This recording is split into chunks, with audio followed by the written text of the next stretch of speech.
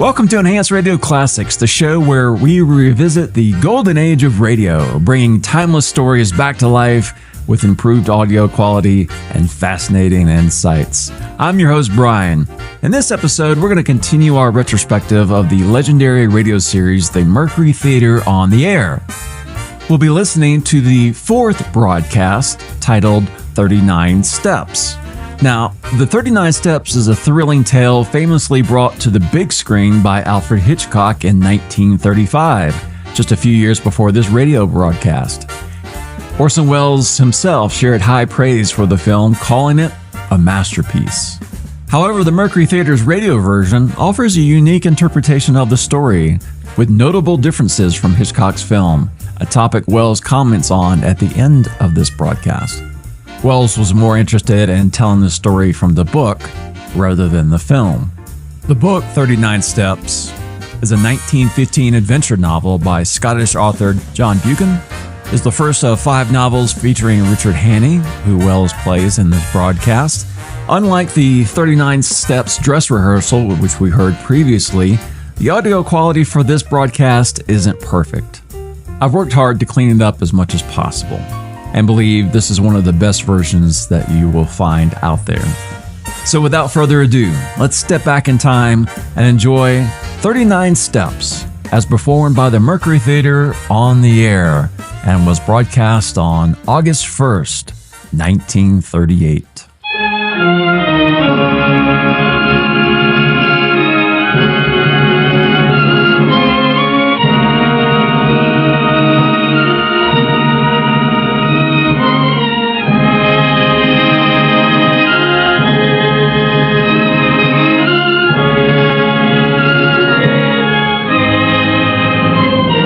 Network takes pride in presenting Orson Welles and the Mercury Theater on the Air in the fourth broadcast of a unique new series dramatizing famous narratives by great authors.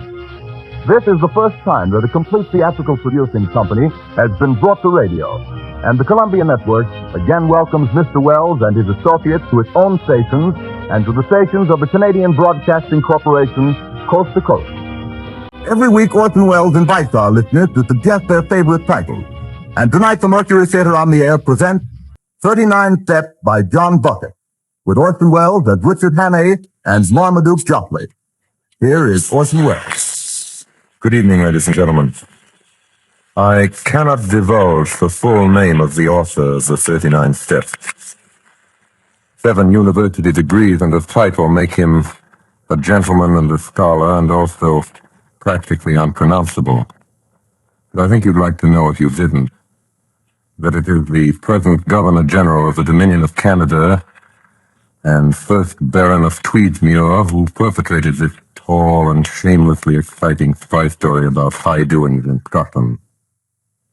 Lord Tweedsmuir, who in private life is a publisher, is himself very properly a Scotsman, who regards the sensational diversity of his responsibilities with the special calm of his nation.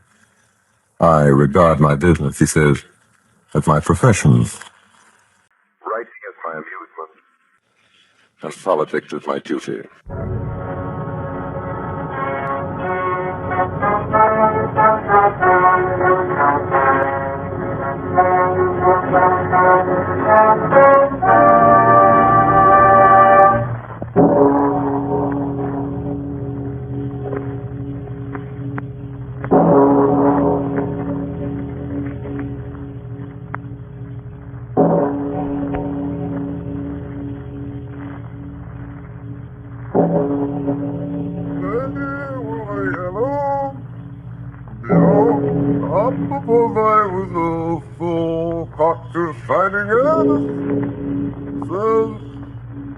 What's that? I'm sorry.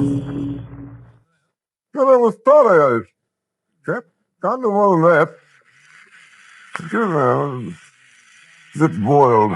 Just one bottle too many. Just one bottle. What's your name?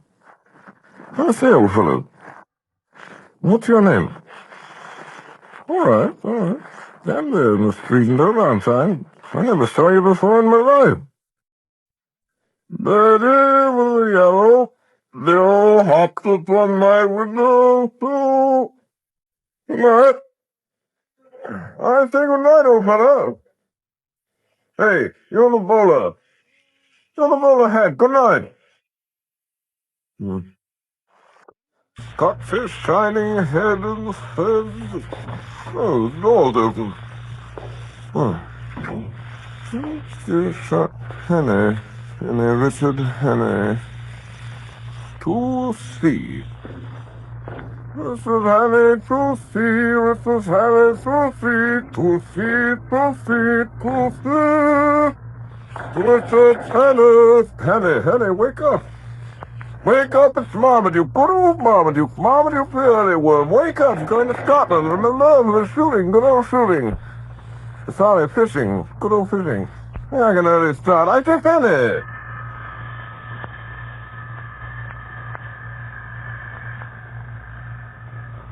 Ding-a-ling-a-ling-a-ling. Hey. Hey, Henny, your phone's ringing. Wake up and answer it. Henny. Not be drunk. 30 with a yellow bill. Up to foot my window so. Cocked it, shining head. Hello. You still there, you?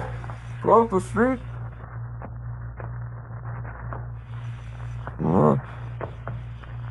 You're a stranger. I don't know you. And I don't know what you're doing here in the middle of the street, and I ought to tell you this. You know what I saw up there in flat 2C? A woman. Just stand there in a bowler hat. And they don't have you. You're a bill collector. No. Don't stutter. Speak up. Well, I'll tell you what I saw. I saw an old lady in the fitness just sitting there. All right, through the keyhole. I'm not ashamed. I looked through the keyhole, and there was this old lady sitting in a chair in Richard Hanny's apartment. You know what? Her wig was crooked. Never. And the phone kept ringing. And she didn't answer it. She just sat there. With her eyes open.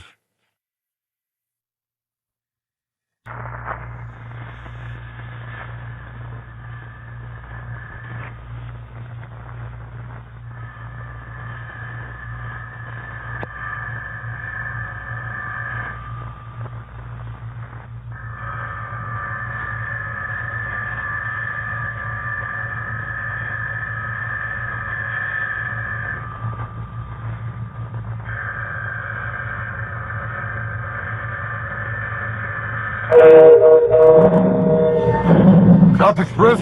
I'm Charlie saying this. Just putting out 6 won't make it, sir. Hey, dig it.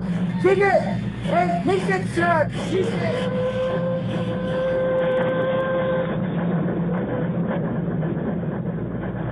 Dig it. Them pieces, stop. All things are lost, Fabian. Just things and sell away. Oh, baby. Dig it, yeah. Thank you. Dig it. That's good for it. The change is their weasel. Yeah. What's the end of the sea? What does this tune like? I'm like a dog. Is that a dog you got there? He's a dog. All dogs, domestic animals, traveling passenger accommodations, great northern railways, and such, every risk and liabilities. Change yourself, weasel. Did you say this? Come on, Charlie, off the beast now. Here you are, Dirk Christen. What in the north? How old are you, Tenny? Charlie 7. Just turned 7, ain't you, Charlie? You're a big boy, Charlie, your age. Peter and run the north. Did it? Thank you. They do sprout up, don't they? Mind the lollipop now, Charlie. Did it? I'm sorry. I haven't got one. Yeah, now, what is this? Sorry, I didn't have time. I had to run to make it. Oh, where to? Where to? Newton Stewart. 840s. Here you are. 840s out of 10 and 6 penalty for offences of 55 in trouble. I shall, sir. Thank you. Yeah, sorry, Joe. Julian. I can't see why passengers have to put up with that sort of thing. And the least now, mind, or as he goes. See it? Well then, Charlie, well then, don't kiss your lollipops as a doggy. Things are overcrowded as it is without being a lot of smelly brute, I must say. Excuse me, sir, while I open the window. There it was. Some people are never satisfied. Never you mind, Charlie, the dog is man's truest friend. Never mind what anybody may say. All right, lady, all right. I consider myself six off. And always remember, Charlie, that a man who doesn't like a dog is no friend of yours. You can be sure that Richard Annie didn't keep a dog. Not in the murderer. No man who put doing a poor old lady through the art in his flat would keep a dog. No, Charlie. Soon, John. Sure. Curious case, that fallen place murder affair, isn't it, sir? I'm glad about it. You know, I'm always interested in a good murder. Here we are, sir. The Guardian Chronicle, special edition. I haven't seen this one myself yet. Shocking occurrence in Portland Square. Noteman's story. Annie disappears. Penis in pancreas. Hello? Yes, that one? Now look at it, sir. Yeah? There's reason to believe that the suspect, Richard Annie, is headed north of the tree. Scotland Yard is searching all Great Northern trains. I say Great Northern. Why, that's us. Oh, shut it, Deb. What are you trying to do? Frighten the city? All right, lady, sorry. This may be he's sitting here the new, in this very compartment among us, and the blood of the slain not dry on his hands. Soon, just well, we'll soon settle that. Here it is. Middle ice, hair brown, eyes blue, moustache, about 35, wearing a grey tweed suit. Let's look at his picture now. Here it is. Then the page 17. Stop there! Listen to the hills! Yeah, what's going on here? Put that emergency voice. Was it one of you? It was them! Some transit! Down the window! It was in! Who are you talking about? Hurry up, man! Sword on the line! I'll give you the split! The murderers! Mr. Richard Hanley. Get away from that glass, Charlie! He was sitting right next to me. Come on, Charlie. Get away now. Or I'll give your nice lollipop to one of these gentlemen here.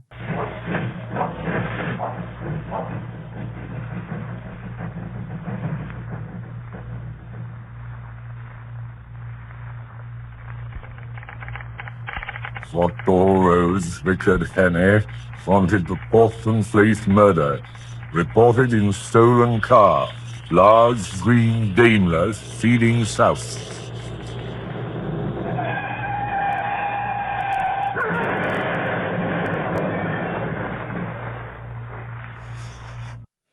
Caution soda, sir. Is that the best thing you can suggest, Sullivan, for a man who's barely escaped his life from a motor accident? Brandy and soda, sir. Drove right to the head, he did, Sullivan.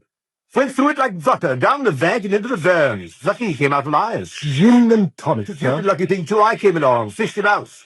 Gentlemen staying for supper, Sullivan. Better take him a change of clothes when he's out of his bath. Things were badly torn up. It's not a pleasant thing to turn over 3 times a day with a fashion, Sullivan. He's done with his thought. I laid out for blue third, Sir Harry. Oh, good work, Sullivan. Tell cook there'll be 2 for supper. He has been too informed. There is still one question unsolved, Sir Harry. Yes, Sullivan. Edward Verne, sir. The gentleman has just been in a motor car wreck. Of course. Oh, of course. Make it whiskey, Sullivan. Very good, sir. Oh, well, hello there. I say hello. You look better in that blue third than I ever did, doesn't you, Sullivan? Yes, Sir Harry. You're staying to supper, old man, I hope. Sullivan tells me pheasants. My name is Parker. Parker. We haven't introduced ourselves. I think you ought to know. You have in your house the man who is wanted for the Portland Place murder. What's that? My name is Richard Henne. Sullivan? Yes, sir. Your duty is to send for the police and give me up. I don't think I'll get very far. There'll be an accident and I'll have a knife in my ribs an hour or so after sunset. Nevertheless, it's your duty as a law-abiding citizen. Hey, don't look like a murderer to me. 30-some. Knows better. I'm not. The fact is that 3 days ago, a man was found dead in my flat. Come on, Bill, fellow. Sullivan. Yes, sir. Mr. Henry says a man was found dead in his flat. Murdered, Mr. Henry. Murdered. The Portland Police murder. Yes, Sullivan. A man, Mr. Henry? The victim of the Portland Police murder, Mr. Henry, was a woman. It was a man. Oh, now look here, old fellow. Suppressed, Sir Harry, is very clear on this one point. The victim was a woman. An old woman, wasn't it, Sullivan? It was, sir. An old woman. The body that was found in my flat on Tuesday morning. The body of a man named Nathan Skoda. Sullivan, yeah. The whiskey, Sullivan. Very good, sir. Sullivan? Yes. Bring proofs out, please. Well, here it is. Here's the whole story. My name is Richard Hannay. I was a mining engineer in Rhodesia for a while. I made my pile and came back to England 3 weeks ago. Well, last Monday night I got back to my flat about 10 o'clock. I live in a new block behind Portland Place. There's a porter in the building who leaves around 9. I came up the stairs. I heard my phone ringing. Hello? Hello? Hello? Hello? The call was for me. What in heaven's name? Close the door. Come in. You locked? Yeah? I'm very sorry. Great liberty, I know. Breaking in this way, but I need help worse than any man ever needed. Can I count on you? It's a pen. You see, I have an idea. By this time tomorrow, I shall be dead. That's what he told me the minute he got in the door. The little man was scared stiff. I could see that. He carried a parcel under his arm, a brown paper parcel, and there was a trickle of blood on his left hand from a fresh cut across the knuckles. There's going to be a war. Now, wait a minute. That's what he told me. A war. And this war is going to come as a great surprise to Britain. Somebody's going to be murdered. He told me this Thursday night. In London, a fellow called Carolides. Oh, nothing on earth can save him. But that's just the beginning. According to what this fellow told me, Carolides isn't important, not in himself. It's what comes after he's dead. On July 15th, the chief of the French General Staff will be in London. On that day, the British Admiralty is to give a complete statement of the disposition of the entire British fleet on mobilization. At least I gather it's something like that, something uncommonly important. Now then, on the 15th of July, there will be others in London. I don't know who. He had a name for them. He called them the Black Stone. But somehow this information, those secrets about our fleet destined for France, will be diverted into their hands on that day, July 15th, and will be used, remember, a week or two later against England by our deadly foe with great guns and swift torpedoes, suddenly in the darkness of a summer night. I know you don't believe this. I didn't when he told it. I do now. Well, I noticed that while this man Skoda was talking, he kept fingering a little black notebook which was full of writing, some sort of code it looked like. You may believe me or not, just as you feel. And there is it. This is the fellow speaking, the fellow with the brown paper parcel and the cut across his knuckles. This is what he said. What's not yet for this information? I got the first hint nearly 2 years ago in an inn on the Achensee in Tyrol. I collected my other clues in a fur shop in the Galician quarter of Budapest, in a strangers' club in Vienna, in a little bookshop in the Recknstrasse in Leipzig. I completed my evidence 10 days ago in Paris. And until yesterday I thought that I had worked unobserved. Don't answer. Don't answer. For me. Those men calling, "Give I'm here." Don't answer.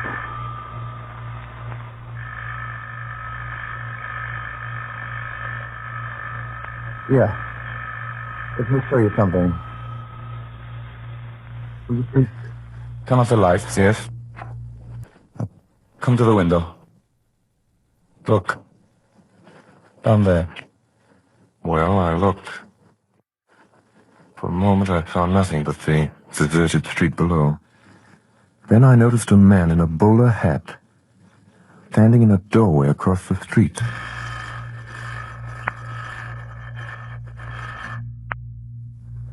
When I came home last night, I found a card in my letterbox. Here it is. The Black Stone. What's the Black Stone? That's the name. That's what they call themselves, these people. When I got that card, I knew that I had to die. Why don't you call the police? It's no use. These men followed me here. I'm bottled in this building as sure as a pickled herring. Well, that's why I'm telling you all these things tonight.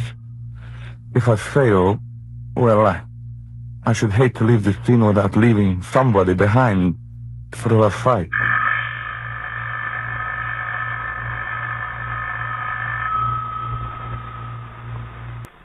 Well, I still didn't know what to make of the little chap, and it was getting late.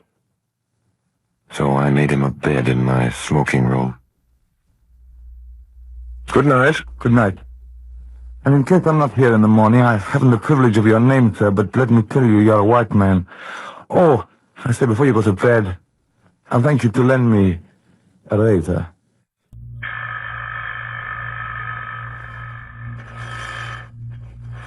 I locked the door of my room. Finally, I fell asleep.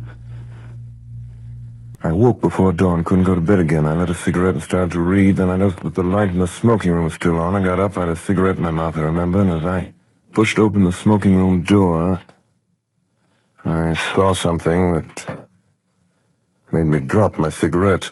Bolt upright in a chair by the window sat an old woman with her eyes open. There was a long knife through her heart, which skewered her to the back of the chair. I looked quickly about and called for Skoda. There was no reply. Then I noticed three things. First, the old woman's wig had fallen slightly askew. Second, that the brown paper parcel I'd noticed under Skoda's arm the night before was now lying open and empty on the table. Third, that across the knuckles of the old woman's left hand was a fresh, unhealed cut. From the limpness of the body, I estimated that Skoda had been dead for about 2 hours. I wondered what had happened to the little black book. I searched Skoda's body and found nothing. Then I noticed that the whole flat had been ransacked in the night. The insides of books, drawers, covered even the sideboard in the dining room. I shuttered and bolted every door and window in the flat. Skoda's story was true. The men who knew that he knew what he knew had found him and had made certain of his silence.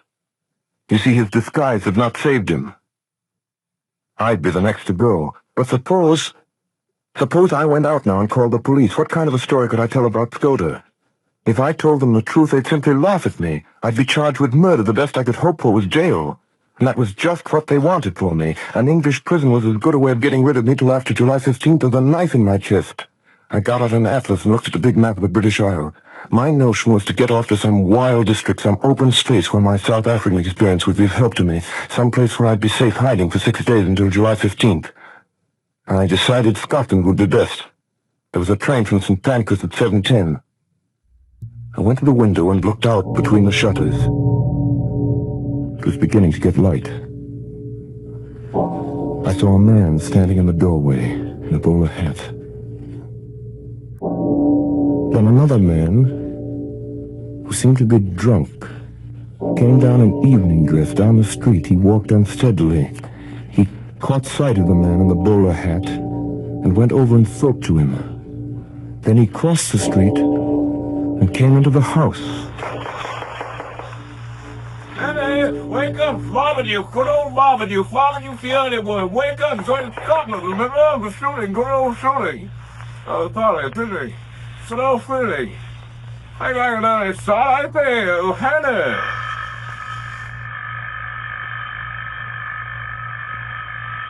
Hey, honey. Honey, your phone's ringing. Wake up and answer it. Honey! What's this from? Yellow bill. Up on my window. Bill. Up. It's shining head.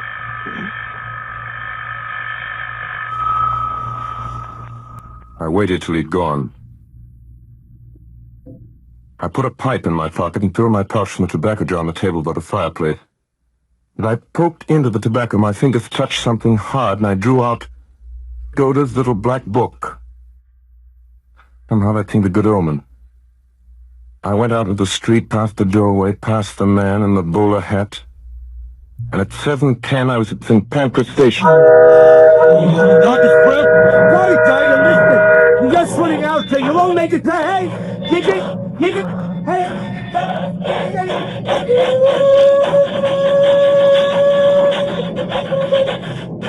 Diggy, then please, let's stop. Walk into off Raven to Gooseberry Creek, they can't get away. 10 hours later, between Dorbeat and Newton Stewart, I pulled the emergency cord and jumped off the train.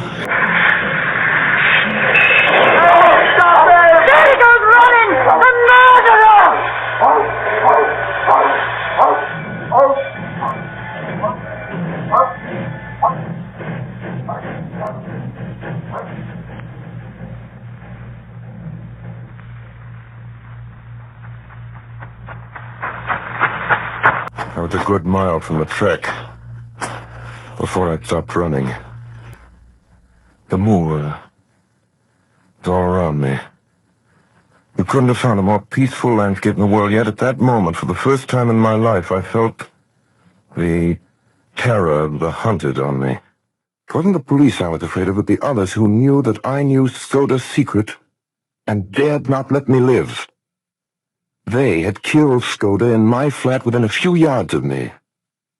Now it was my turn, and I didn't even know what these men looked like. Wish I'd listened more carefully to what Skoda had said about them. I think he said there were 3 of them, and that one of them was young and dark, and one was plump, and one was old and stammered sometimes when he spoke. Suddenly, in the blue evening sky, I saw something.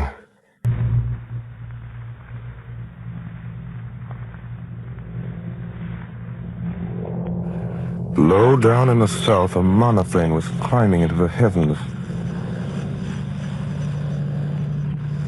I was as certain as if I'd been told that that aeroplane was looking for me.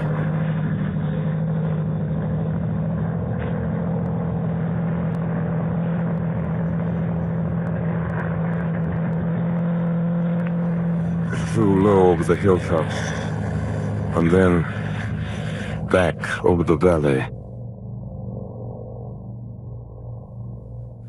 I started to run. I ran till the sweat blinded my eyes. I ran most of the night, keeping always south in the direction of the hills. And as the mist cleared before the sun, I found myself in the central belt of a high upland country with glens falling away on every side.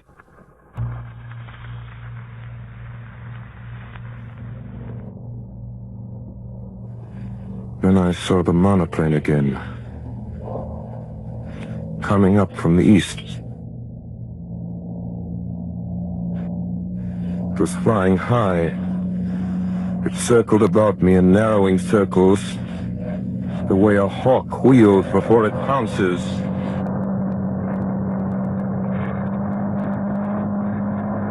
Now it was flying quite low. The observer on board caught sight of me. I could see him looking at me through flash. No. Now it was speeding eastward again, but it became a speck in the blue morning. My enemies had located me. The next thing would be a cordon around me, There wasn't enough cover on the whole moor to hide a rat. I tossed a coin, heads right, tails left. Fell heads, so I turned north. For a while I got to the mountain country and came to the brow of a ridge. Way down a slope a couple of miles away, several men were advancing like a row of beaters at a shoot. And it may have been my imagination, but I thought I saw figures, 1, 2, perhaps more, moving in a glen beyond the stream. I looked down into the valley. There were men below. Police, they looked like. Not more than a quarter of a mile off, spaced out on a hillside like a fan beating the heather. Hey, Joe! Hey! Oh, here! Hey, Joe! Oh, here! Well! Up there! You know him? Yeah, that will!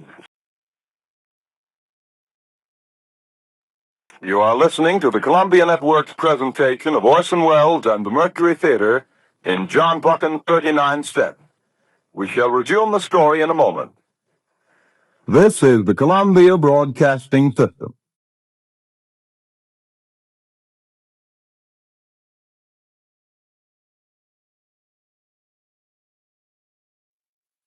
The Columbia Network is presenting 39 Steps by John Buchan.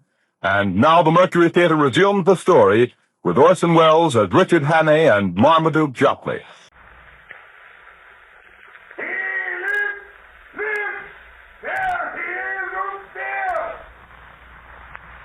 We were playing hare and hounds, police and I. Soon it began to seem less of a game. The police had evidently called in the local herds of gamekeepers. These fellows were hefty men on the native heath. Looking back, I saw that only 3 were following me. The others had fetched a circuit to cut me off. I crossed a burn and came out on a road which seemed to be kept with some care.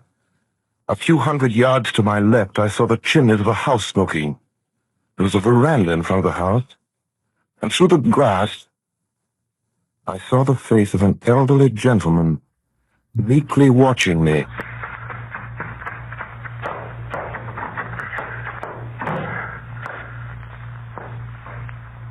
I'm in a hurry, my friend.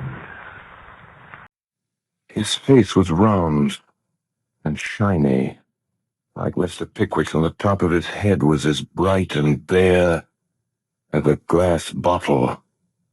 Through the window could be seen some figures, half a mile off. Oh, I see. Fugitive from justice, eh?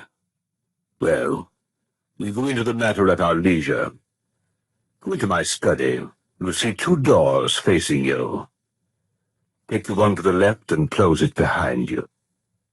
Close it tight. I did as I was told.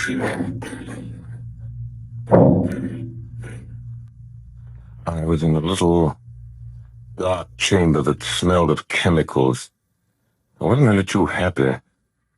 There's something about the old gentleman which rather terrified me. He'd been too easy and ready. Almost as if he'd been affecting me, and his eyes had been horribly intelligent. All right. You may come out now. Have they gone? They have gone. I convinced them that you had crossed the hill.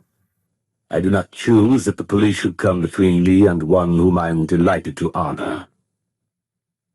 He smiled gently and nodded to the door behind me. I turned and saw 2 manservants who had me covered with pistols. This is a lucky morning for you, Mr. Richard Hannay. Hey, what's going on here? And who are you calling Richard Hannay? My name's Ainsley. So? Oh, but of course you have many names. We won't quarrel about a name, Mr. Hannay. And now I suppose you're going to give me up after all. And a little dirty trick I call it. By God, I wish I'd never seen that cursed money. Here it is in big damn here. You are a clever actor, Mr. Hannay, but not quite clever enough. Oh no, I shall not give you up. My friends and I will have a little private settlement with you to... Oh, Hey, stop jawing. Everything's against me. What's the harm in a poor devil with an empty stomach picking up the money he finds in a lost pocketbook? That's all I've done, and for that I've been chivvied for 2 days with these blasted bobbies over these blasted hills. I could see a dawning of a doubt in his mind. I tell you, I'm fair sick of it. Will you oblige me with a story of your recent doing, Mr. Hannon? I can't, Governor. I've not had a bite to eat for 2 days. Give me a mouthful of food, and then you'll get got to. You're a good liar, Hannon. But I do not propose to let you go. If you are what you say you are, you will soon have a chance of killing yourself. If you're what I think you are, I do not think you will see the light much longer. Hearing, sir? Daraus mein Schließen, die Tür kommt? Yeah. I want the Daimler in 5 minutes. There will be 3 to dinner. Goodbye, Mr. Hanning. We will meet again tonight. I marched out of the room with a pistol in the small of my back. They locked me up again in a small, dark chamber that smelled of chemicals that was as black as pitch. Well, I made out that the walls were lined with boxes and barrels and sacks of some heavy stuff. The old boy had gone off in the car to collect his friends and be back soon. The plump one and the dark, thin one. But I figured it out. I had just about 2 hours longer to live, and I thought of Skoda and dressed up like an old woman, sitting in that chair by the window in my flat with his eyes open. I got up and started moving around the room again. I found a handle in the wall, the door of a cupboard of some sort. In that cupboard there were bottles and cases of queer-smelling stuff and coils of fine copper wire. There was a box of detonators and a lot of cord for fuses. Also half a dozen little gray bricks. I took up one and smelled it and put it to my tongue. I've been a mining engineer for nothing. I know lentonite when I see it. It was a risk. But if I didn't take it, I'd probably be occupying a 6-foot hole in the garden by evening anyhow. So, took a quarter of a lentonite brick and buried it near the door, and then I got a detonator and a couple of feet of fuse. And then I lit a match.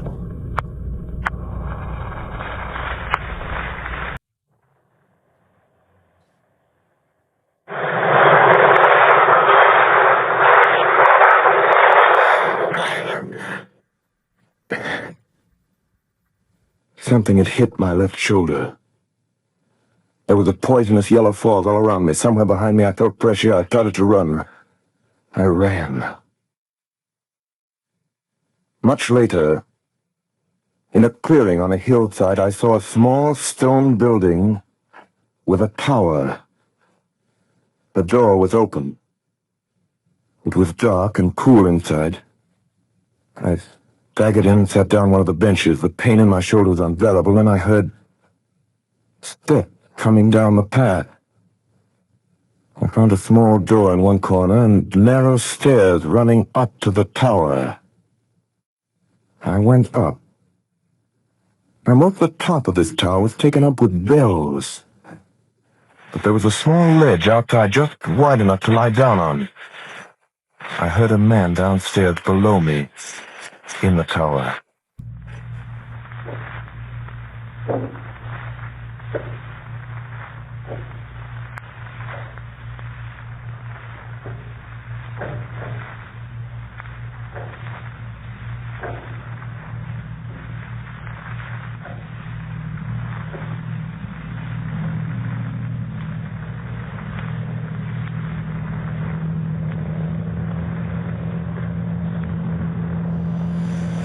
I lay there with a burning head, and the sun glaring in my face.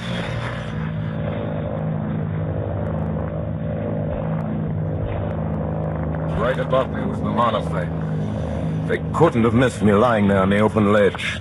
They knew where I was. Soon they'd come back for me. Suddenly, right under me,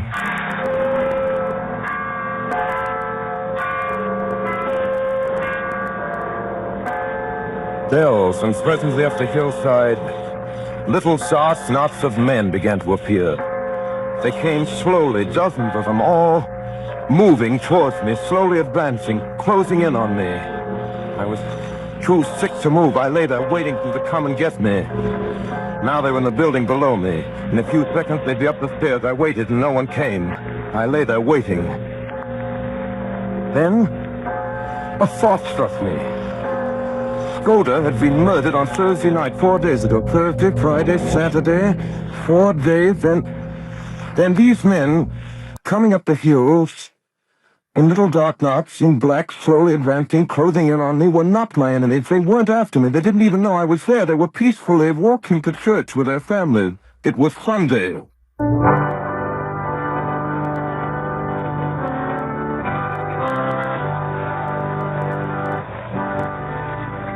Presently, a large green open Daimler drove up. 3 men got out. My plump friend, the professor, and the dark young man. I could see them looking up at my tower. 2 of them went into the church. The thin man stayed at the car.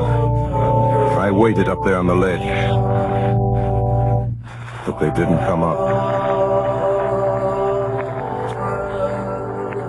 They left me there.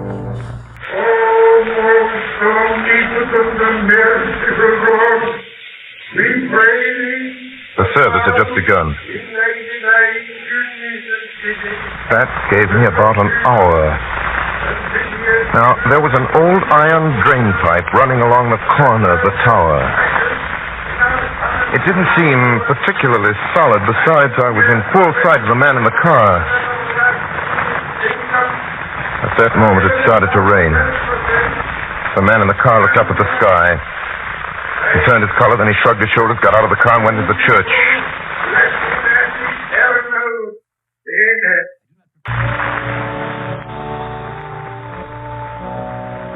I started down the side of the tower.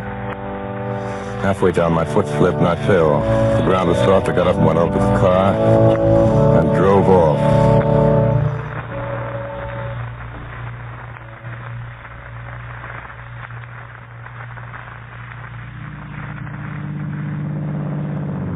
I drove that Daimler for all she was worth. It was risky driving with my right arm out of action. But I drove on south, downhill into the valley. The road was full of sharp curves and shiny under my headlights and very slippery.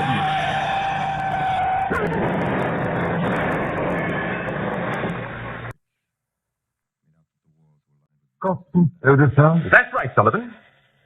Mr. Haley, I may talk like an ass most of the time, but I can size up a man. The whiskey, sir. Thanks, Sullivan. Pour it, will you? 2 stiff one. Very good, sir. My name is Henny. Well, Harry, you're no murderer and you're no fool.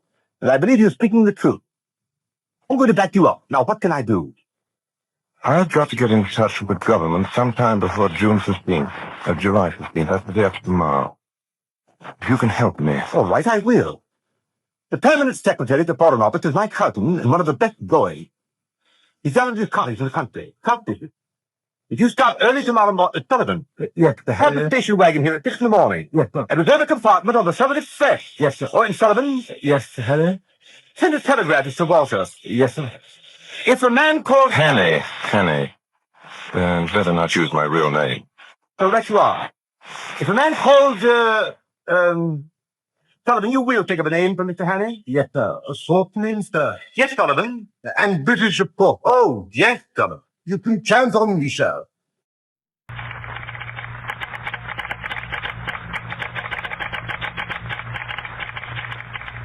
Heroica Bullivan, Kenneth near Arton's Wells, Cambridgeshire. If a man called Chisholm appears tomorrow, treat him kindly.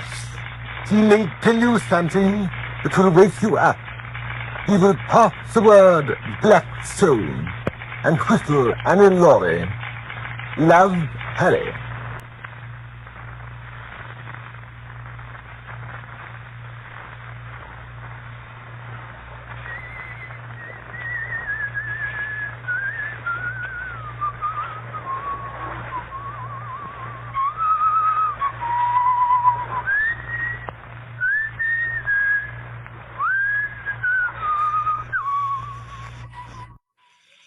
There's a stream, isn't it? Yes, sir. I'll beg our tenants for trout fishing against any river in England. Look at that big fellow there. 4 pounds at his arms. That's him, sir. Go there. Yard from the reed, just above that sticky. Yes, I see him now. He's a big fellow. I swear it was a black stone. Yes.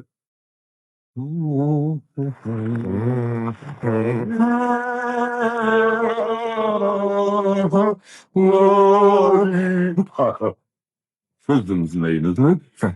No, I mean to say, yes. That wise conspirator knows his own name. You're the Walker, I am. Now then, Miss Bethany, my cousin promised you'd tell me something that would wake me up. I'm ready. Oh, Mr. Henry, before you begin, I think I'll tell you, I got a letter from Skoda this morning. Skoda? Yeah. It's been about a week. Written on the 8th, day before he came to you. His letters usually took a week to reach me. They were sent undercover to Spain, and then you got. What did it say? Reach you. Strange fellow, Skoda. He knew more international secrets than any secret service man in Europe. Trouble about him was, he liked to play a lone hand. Never tell us all he knew. Besides, he was getting romantic. Black stone. Like any novelette. So, Walter, is Carolitis in London? You? Been there for days. In his letter, did Skoda say anything about Premier Carolitis? Premier Carolitis? Skoda said that the 14th of July today, Carolitis would be murdered. Carolitis murdered? Nonsense. There's no state in Europe, want him out of the way. Virtuous Carolitis is like likely to outlive us all. I'm afraid Skoda went off the trail there. Walter? Yes, he's holiday. Telegram to Walter that came through from London. Thanks. To excuse me, Mr. Gray? Keith. Right away. Call the foreign of it. Tell them I'm on my way up. Yes, sir. I apologize for the shady Skoda. Carolides was shot dead this evening, a few minutes after 7.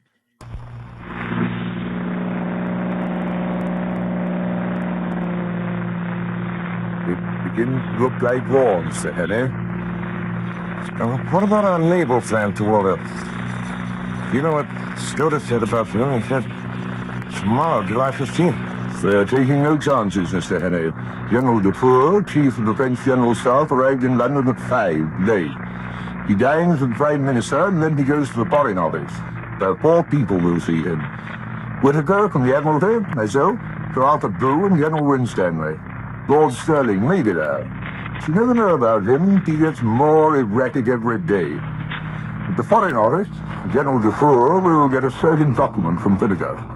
After that, he'll be motored to Portsmouth, where a destroyer will take him to Havre. He won't be left unattended for a moment until he's safe in Paris. The same with Whittaker till the papers are out with his hand. And I don't mind admitting I'm horribly nervous. So, Walter, if those plans were stolen, could the disposition be changed? We can't make any serious change in those dispositions, Mr. Henry, unless we alter the geography of England.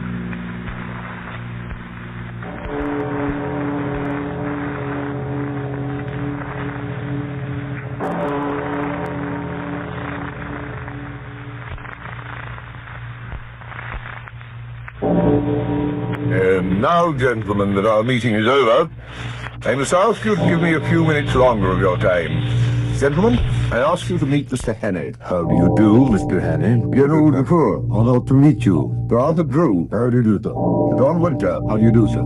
General Winstanley, how do you do? Gentlemen, I take the highly unusual step of asking Mr. Henry to attend our meeting tonight because Mr. Henry is in possession of certain vital information which every one of us here... Sorry, Walter. I am a sick man. I'm going back to my bed where I belong. Good night, gentlemen. Good night. Good night, Mr. Henry. Sorry I can't stay to hear what you've got to say. Oh, and Whittaker, whatever comes up, you take care of it. Don't call me again tonight. Stop that man! Red. I tell you to stop that man! Stop him! Mr. Henry, you're getting you. I beg of you to stop him. If you won't, I will. Too late. Gentlemen, who do you think went through that door a minute ago? Lord Sterling. He did not. It was his living image, but it was not Lord Sterling. Oh, Gentlemen, have you ever known Lord Sterling to stammer? Stammer? N.A., have you gone out of your head? I tell you, gentlemen, that man who just went out was not Lord Sterling. It was someone who recognized me. Someone I've seen in the last 3 days. Nonsense. Really, Mr. Henny, I think you have gone out of your head. That remains to be seen. Sir Walter, may I call Lord Sterling Towson? I'll do it. Hello? It's a little safe house. Hurry, please. Hello? Yes, hello? This is Walter Bullivant. Will you ask Lord Sterling to call me the minute he gets home? What? What's that? Are you sure? I see. Thanks. Lord Sterling hasn't been out of his bed all day. He went to sleep at 6 and woke up a few minutes ago. Well then, who was it? The Blackstone. That is madness.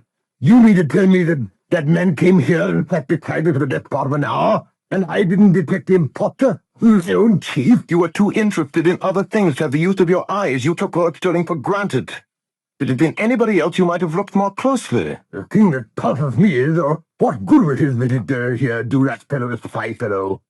Here are the plans right there on this table. He couldn't carry away several pages of figures and strange names in his head. Yes, he could. The trained spy has a photographic memory. You noticed he said nothing, but went through those papers again and again. Those plans were as lost to us as if he had them in his pocket. Give me the Home Office. Port Divisional. Have every port watch, every outgoing steamer checked, and we have not a rag of a crew. I wonder. Sir Walter, here's Scota's little black book. It's in code, except for one sentence scrawled over the last page. Scota knew where those fellows would hide. He knew when they were going to leave the country.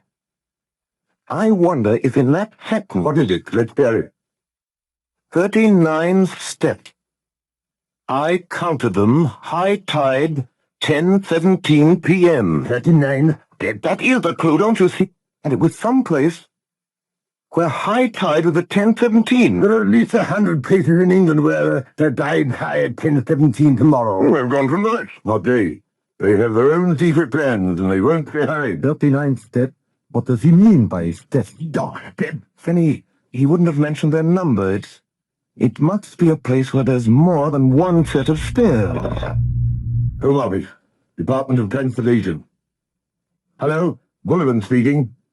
I say, is there any regular steamer leaving from the continent 10:17 p.m.? Pick it up. What? You sure? Thanks. There's no regular steamer sailing from the continent at 10:17 p.m. from anywhere. Then it must be a private boat and a little port. That explains why the tide's important. Hello? Give me the Admiralty. Hello? Walter Bullivant speaking. Hello, Jenkins. What places do you know along the east coast where there are cliffs? There are several sets of steps run down to the beach. I mean regular staircases. What's that? Place in Norfolk? Battleton? Golf course? No, that's not it. No, marine stairs won't do either. Has to be more retired than that. What? Better? Think, man, think. It's important. What's that? What you call it? The Ruff? Listen to this. A big chalk headland in Kent, close to Bradgate. Sir Arthur, look up the Admiralty tide table. Bradgate, Kent. Yes.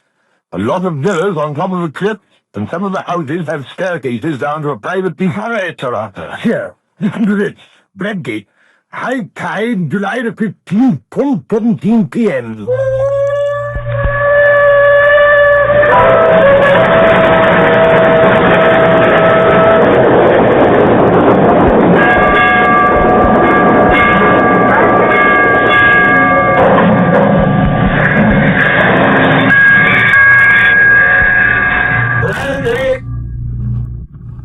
Bradgate, July 15th. Confidential report. Richard Hannay, Special Agent to Sir Walter Bullivant, Permanent Secretary in Foreign Office. There is a villa with 39 steps leading down to the sea. Trafalgar Lodge, it's called there. Belongs to an old gentleman called Appleton, a retired stockbroker. Well, here's what happened at about 6 that evening, I saw the yacht, the foreign steam yacht, came up from the south and dropped anchor pretty well opposite the rock. Then, later, our British destroyer came in. At 9:30, I strolled towards Trafalgar Lodge.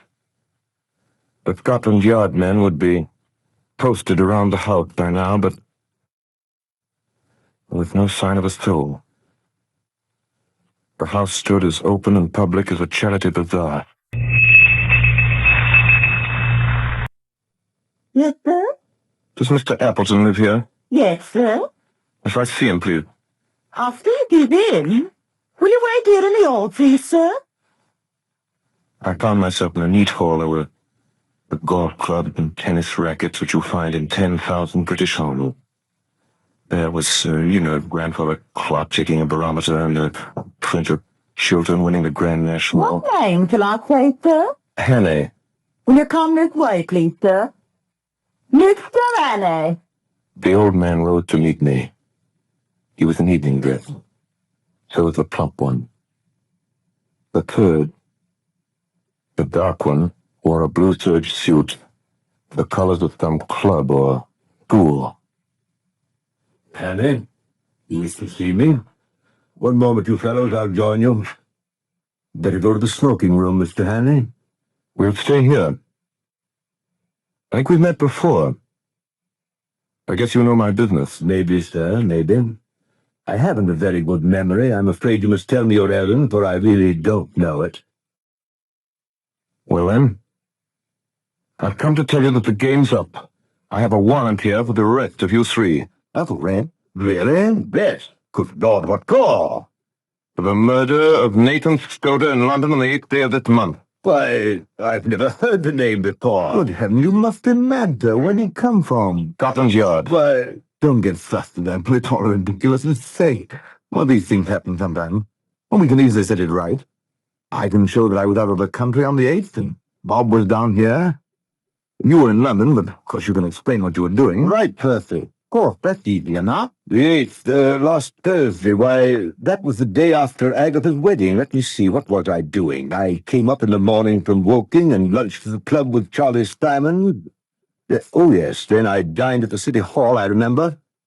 But the punch didn't agree with me. I was seedy next morning. Hang it all, there's the cigar box I brought back from the dinner. Think what Aunt Nellie will say. She always said you'd die of boredom because nothing ever happened to you, and now you've got it thick and strong. Why, that's wonderful. By Jove, yes, just think of it. What a story to tell at the club. Really, Mr. Hannay, I suppose I should be angry to show my innocence, but it's too funny. I almost forgive you the fright you gave me. You looked so glum, I thought I might have been walking in my sleep and killing people like Jack the Ripper. It couldn't be acting. It was too confounded genuine. Well, my heart went into my boots. My first impulse was to apologize and clear up. And yet, there were three of them. And one was old. And one was plump. And one was lean and dark. And their house fitted in with Scudder's notes. And half a mile offshore was lying a foreign yacht. There's only one thing to do, go forward if I had no doubts. I'm going to make a fool of myself. I might as well do it handsomely. Then I remembered what old Peter Pignol told me in Rhodesia, best scout I ever knew. He told me once, talking about disguises, that barring certainties like fingerprints, mere physical traits are of very little importance. If a man really knows his business, well, he laughed at things like dyed hair and false beards and such childish follies. If a man really knew his business, if you're playing a part, you'll never keep it up unless you convince yourself that you really are the man you're pretending to be. So I walked to the door and switched on the electric light. And the sudden glare made them blink, and I stood scanning the three faces where I made nothing of it. One was old and bald, one was stout, one was dark and thin. That's all I could tell. Perhaps they were the three men who had hunted me in Scotland. Perhaps they weren't. There was a silver cigarette box on the table beside me, and I saw that it had been won by Percy Appleton, Esquire, for St. Bede's Club in a golf tournament. Well, are you reassured by your scrutiny? I make no complaint, but you see how annoying it must be to respectable people. Are you going to drop it? No. Oh, Lord, this is a bit too thick. Do you propose to march us off to the police station? I have the right to execute your warrant, you know, but I don't wish to cast any aspersions upon you, sir. You're only doing your duty, but you will admit it's horribly awkward. What do you propose to do? Well, I vote we have a game of billiards. It'll give Mr. Hannay time to think things over and show him there's no ill feeling. Do you play, sir? Yes, sir. Play. Billiard room is downstairs, Mr. Hannay. Why don't you two start? We'll finish our cigars and come down later. Oh. Go into the billiard room. Choose your cue, sir. Thanks. Play or stop, sir? Spot. Shot? Thanks. How about a few practice shots? Wait, Mr. Hannay, I'm afraid you're into a licking bob. Should we start? Who'll begin? Or should we talk? What are you playing for? Shilling a game? It's all right. Heads or tails, Mr. Hannay? Heads. Heads it is. You begin. Will you mark for us, Percy? I do. 7. That was a near one, rough lot. 5. 8. That's all right, Mr. Hannay. 5. That's 13. 70. Good work. Double 17. Percy, look at the time. You'd better think about catching your train. Yes, Percy's got to go to town tonight. I'm afraid you must put off your journey. Oh, dash it all, Hannay. I thought you'd drop that, but I've simply got to go. You can have my address, and you can have any security you like. No, you must stay. It was 5 minutes after 10. In 12 minutes, it would be high tide. Through the window, I could see the lights of the foreign yacht offshore. Bail for my nephew. That ought to content you, Mr. Hannay. Was it my fancy, or did I detect some halt in the smoothness of that voice? And then I thought of something. Mr. Appleton, when did your nephew have to be in London? Tonight. Did you say you would go bail for him, Mr. Appleton? Yes, I told you I would. Well then, perhaps, if I could arrange to call Scotland Yard early in the morning. No, Mr. Hannay. It simply has to be tonight. Then I knew who he was.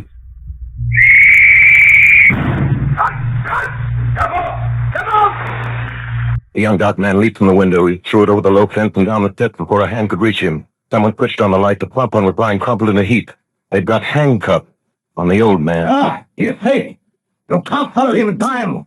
He's gone on the yacht. He's triumphed. With Black Storm now has triumphed. I hope he'll bear his triumph well, Mr. Appleton. I ought to tell you that your yacht for the last 2 hours has been in our hands.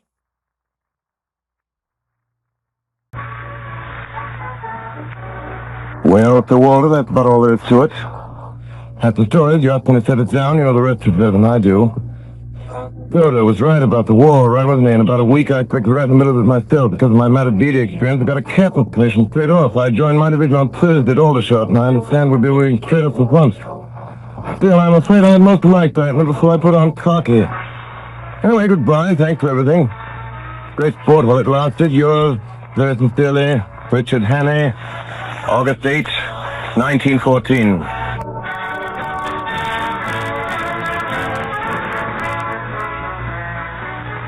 Tonight, the Columbia Network is brought to you Orson Welles and the Mercury Theater on the Air in 39 steps by John Buchan. We now present the star and director of these broadcasts, who tonight played Richard Hannay, Orson Welles. Ladies and gentlemen, if you miss Madeline Carroll in our tag version of 39, that's the young lady in the movie, in common with almost everything else in that movie, was the child of its director's own unparalleled and unpredictable fancy. If you missed anything, you must blame Mr. Alfred Hitchcock. If you were surprised by anything, you must blame us. Well, next week, the Mercury Theater, by way of an experiment, attempt a radio anthology of short stories. Until then, good night, everybody, goodbye, and see you next week.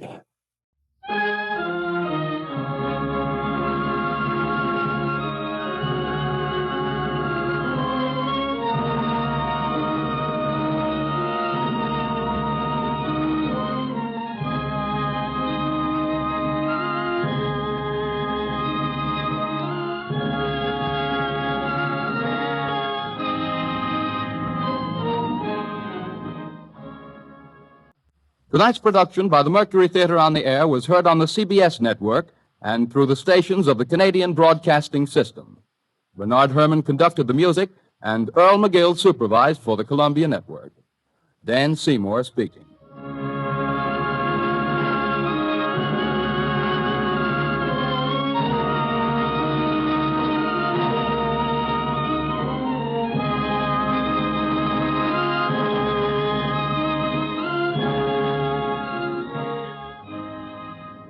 This is the Columbia Broadcasting System.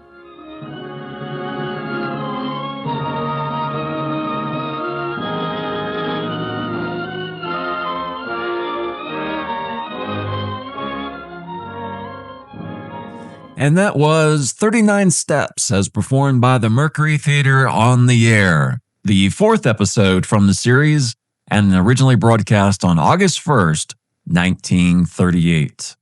There were numerous American radio adaptations that followed after the release of Hitchcock's film, and the Mercury Theater on the Air was not the first to adapt it to radio.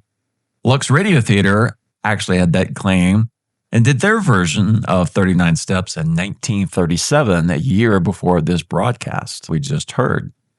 The character Hanny continued his adventures in 4 other books. 2 were set during the war, where he continued his undercover work against the Germans and their allies, and the other 2 stories were set in the post-war period, where Hanny's opponents were criminal gangs.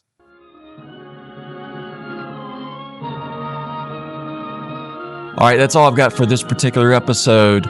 Thank you for listening.